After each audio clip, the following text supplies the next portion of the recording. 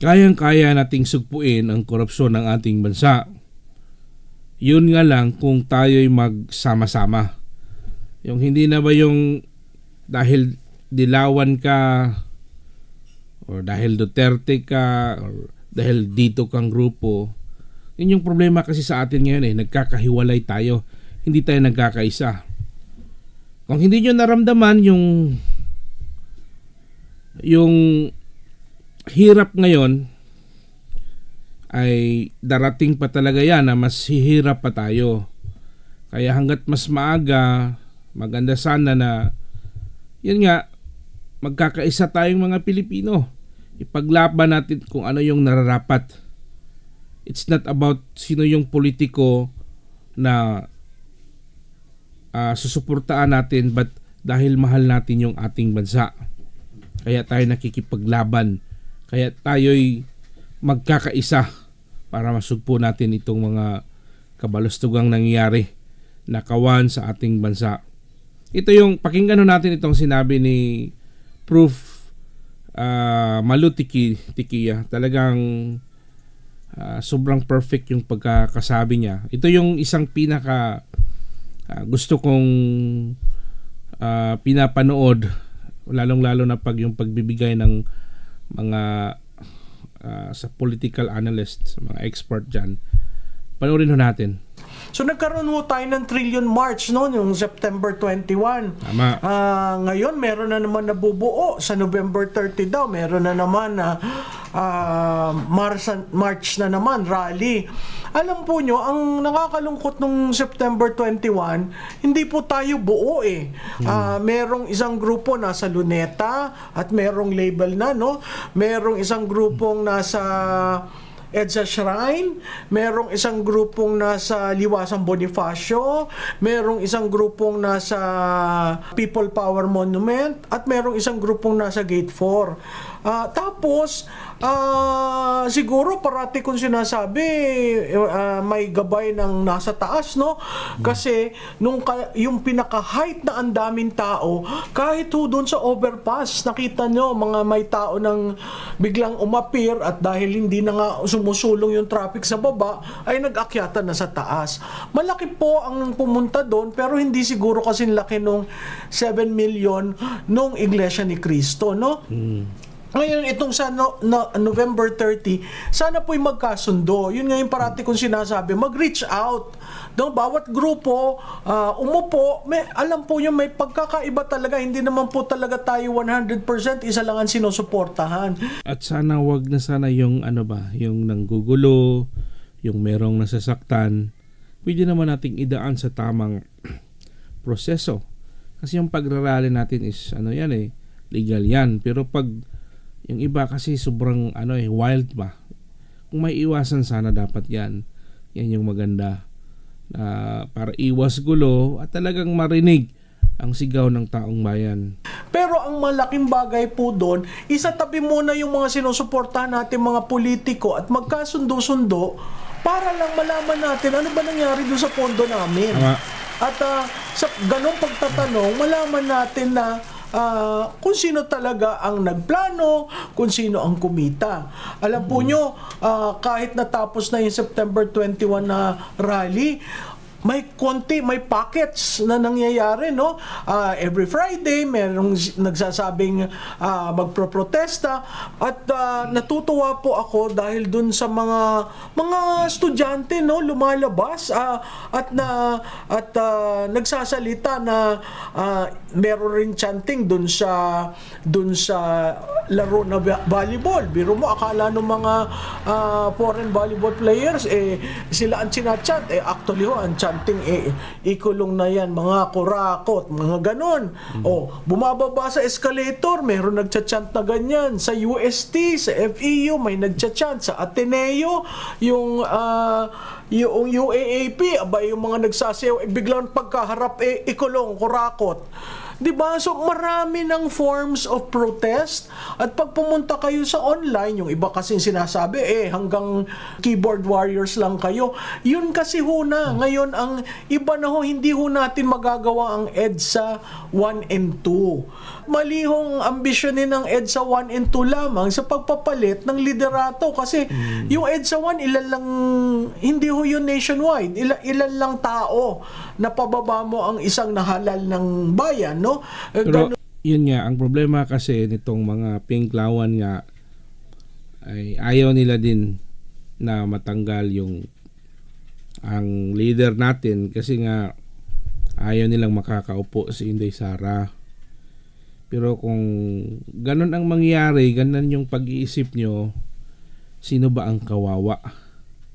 Diba tayong lahat? So, kaya nakipaglaban tayo para makita natin kung sino talaga yung mga taong korap. Sino ba talaga yung pasimuno dyan. Dapat kung sino yung talagang pinaka-ugat dyan ay dapat managot, diba?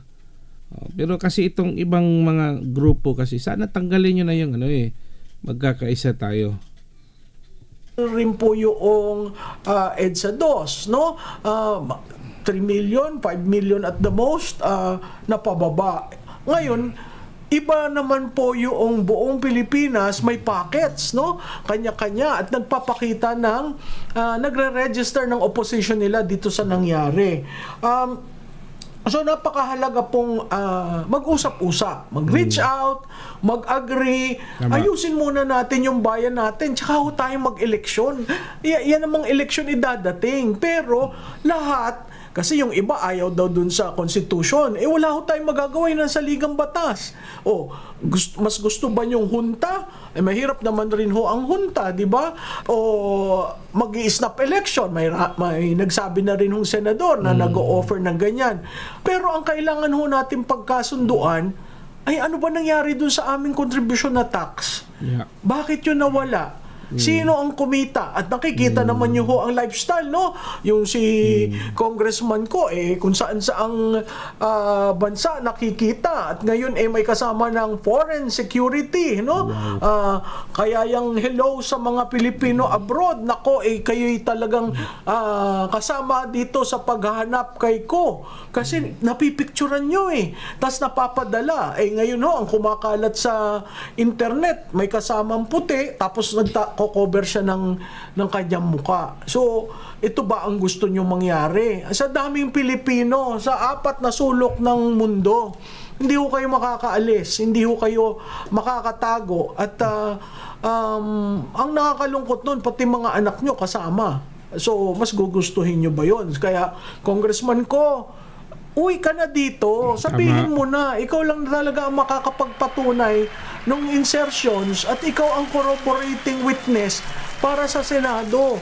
Kung gusto ko natin linisin na ito, gawin nyo na yung parte nyo. So balik ulit tayo dito sa trillion mo. Pero ang problema nga lang doon, pag uwi si Saldico ay baka maimpatso nga, baka titirahin. Alam naman natin kung hanggat kaya nilang, ano yung pwede nilang gawin na hindi makapagsabi si Saldico ng lahat ng nalalaman niya, ay gagawin talaga nila yan. Yun lang nga lang yun.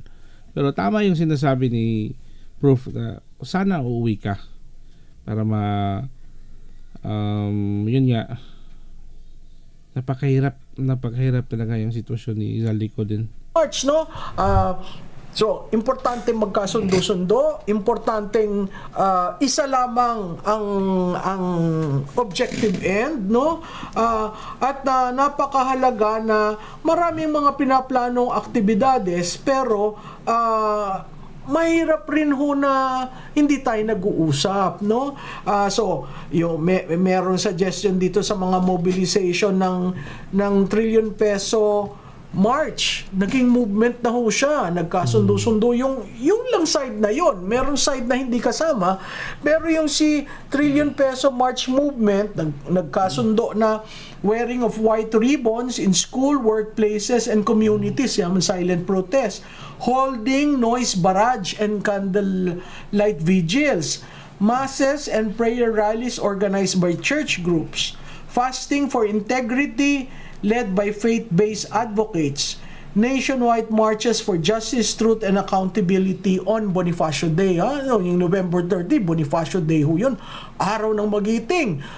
Araw ng taong tumindig laban sa mapanupil na mga dayuhan na nag-okupa sa Pilipinas. So, ang target ho sa November 30, bigger, wider, and fiercer than the September 21.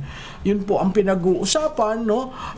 Pero mahalaga pong madaming participant ang nandun sa mesa na nag-usap-usap kung paano natin gagawin itong ating mobilization. Movement na siya ngayon, ha?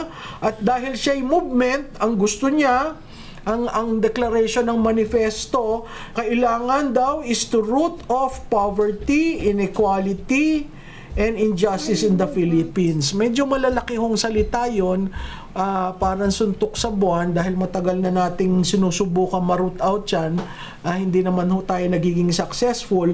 Pero ang demand nila ito. One, fast prosecution of corruption cases. Nako, yung filing nga ho, ang tagal na eh.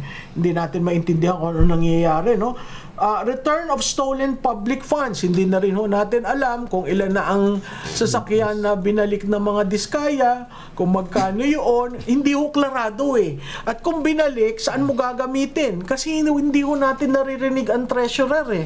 Ang treasurer ng Republic of the Philippines na sinasabi na nakareceive ako ng cheque, ito yung from the seized vehicles of the contractors. Wala akong ganun. Kaya transparent, accountable, question mark. Tama. Ito, full transparency in public financial record. Di ba? Sobrang klaro yun.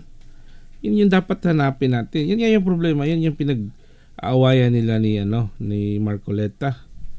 So, dapat nga, before dapat yung hindi lang sila yung may alam. Kaya nga mas maigi na yung Supreme Court mismo ang magdesisyon na ibalik yung ilan yaman yung dapat ibalik nila. Di ba? Doon naman yung patungo, pero ito sila kasi hat na kunin kaagad. O ngayon, hindi natin alam saan na yung pera na or saan na yung mga sasakyan na binalik ni Bryce, di ba? Lalo na po ang salin ng mga politiko. Kasi kung titingnan nyo po, ang salin mo nung nagsimula ka should not be overwhelmingly high nung nagtapos ka.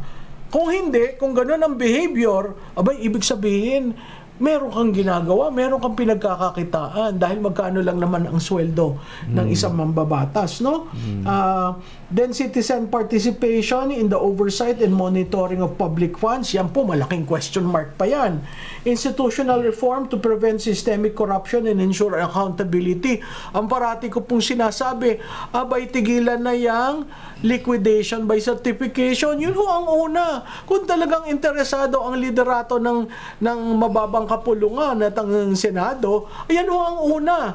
Tigilan ang liquidation by certification. Kasi ho, hindi natin alam talaga kung saan nagagamit yan, no? So, from prayer rally to people's movement, yan na po ngayon ang direksyon nung pinaplanong November 30 na rally.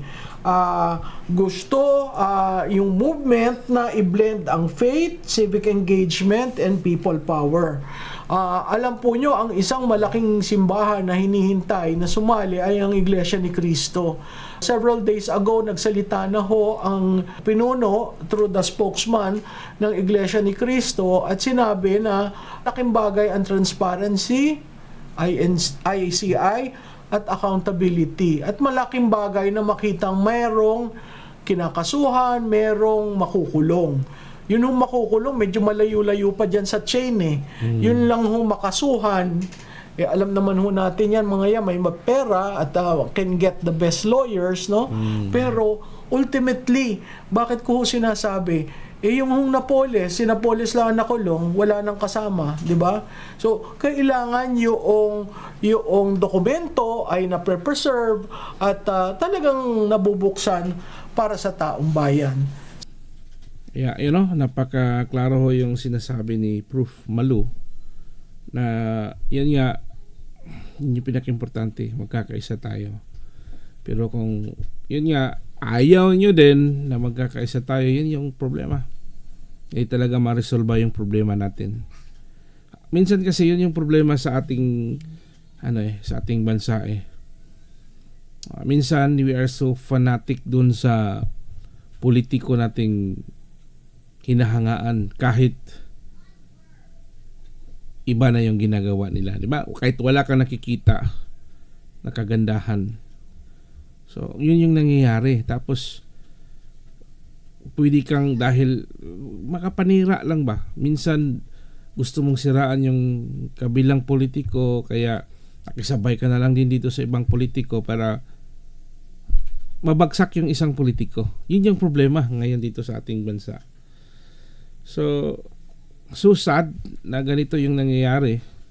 Pero yun nga, that's the reality. Hindi natin talaga din ma-force ang lahat ng tao. So ito'y isang idea lamang na napakaganda kung ganito sana ang mangyayari.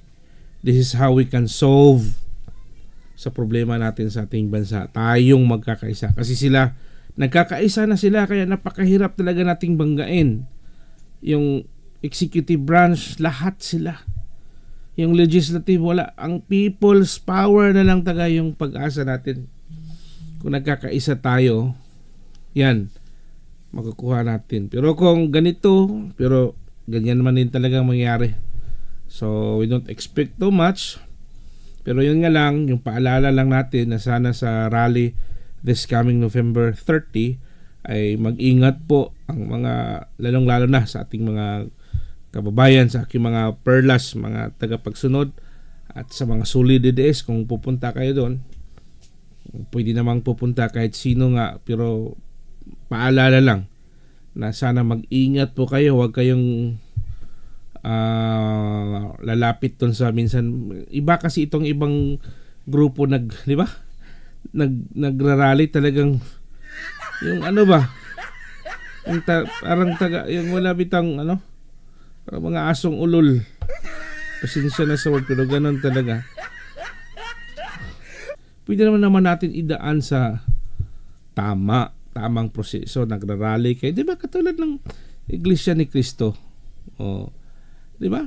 Napaka taliwasay, napaka peaceful yung yung rally nila.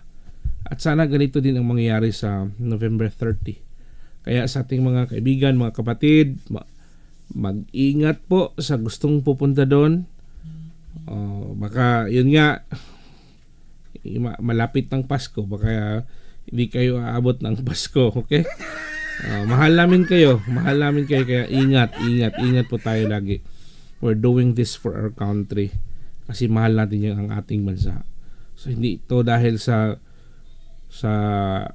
politiko, kasi yung politiko lang yan sila, hindi yan sila magtatagal, go and pass and go lang yan sila, hindi yan sila magstay.